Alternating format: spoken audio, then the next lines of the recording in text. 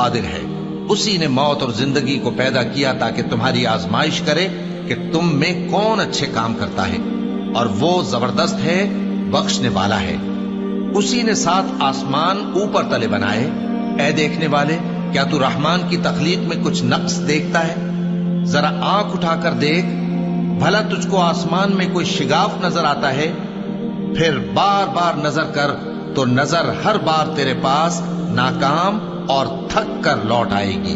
اور ہم نے قریب کے آسمان کو تاروں کے چراغوں سے زینت دی، اور ان کو شیطانوں کے مارنے کا آلہ بنایا، اور ان کے لیے دہکتی آگ کا عذاب تیار کر رکھا ہے۔ اور جن لوگوں نے اپنے پروردگار سے کفر کیا ان کے لیے جہنم کا عذاب ہے، اور وہ برا ٹھکانہ ہے۔